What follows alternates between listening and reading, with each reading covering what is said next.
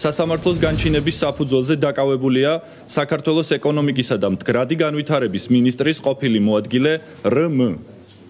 2017 წლის 3 ოქტომბრიდან 2024 წლის 9 თებერვლამდე პერიოდში რმ-ს სხვადასხვა მაღალი თანამდებობა, მათ შორის სახელმწიფო პოლიტიკური თანამდებობები ეკავა.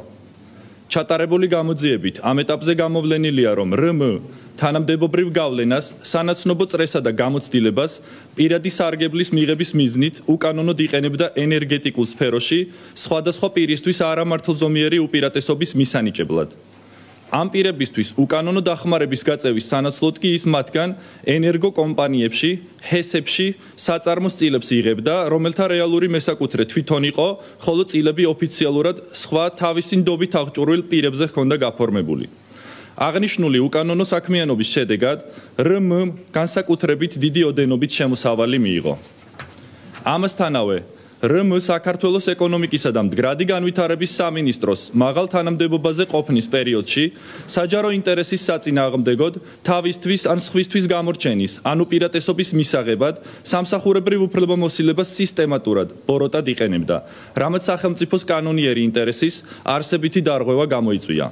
კერძოდ, პირადი სარგებლის მიღების მიზნით იგი უკანონოდ სარგებლობდა თავისი თანამდებობით ან და მასთან დაკავშირებული შესაძლებლობით და სხვადასხვა პირს სახელმწიფო ან კერძო ორგანიზაციაში აფორმებდა, ის ამას ზოგჯერ ფიქტიურადაც ახორციელებდა, რის შედეგადაც იგი მატერიალურ სარგებელს და ქონებრივ სიკეთეს იღებდა. ზემოაღნიშნული უკანონო საქმიანობის შედეგად რმ-ს ოჯახის ქონებრივი მდგომარეობა შესაბამის თანამდებობებზე მისი განწესების შემდეგ მილიონობით ლარით გაიზარდა. არსებობს დასაბუთებული ვარაუდი, რომ იგი დიდი ოდენობით უკანონო, არადეკლარირებულ შემოსავალს იღებდა, რომელიც ოფიციალურ დოკუმენტებში, მათ შორის ქონებრივი მდგომარეობის დეკლარაციებში არ ასახულა.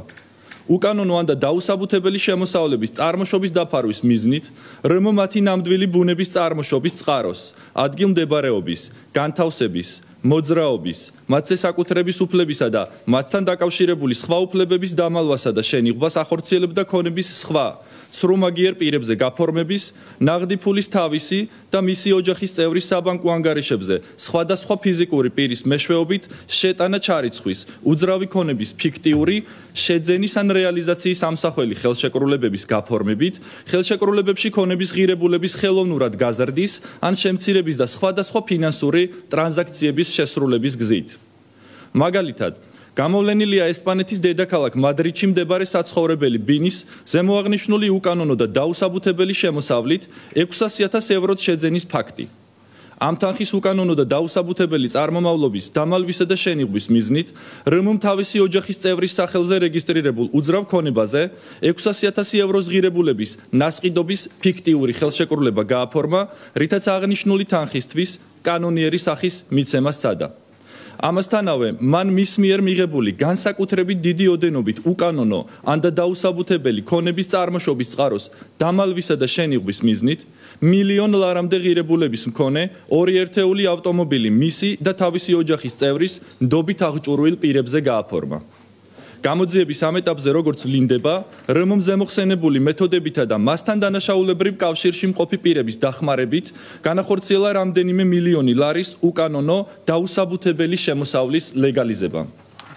გამოძიება გრძელდება და გამოძიების პროცესში კიდევ უფრო დაზუსტდება როგორც რმ-ს მიერ შემოსავლების უკანონო გზებით მიღების გარემოებები, ისე ამ შემოსავლების ლეგალიზაციის ეპიზოდები.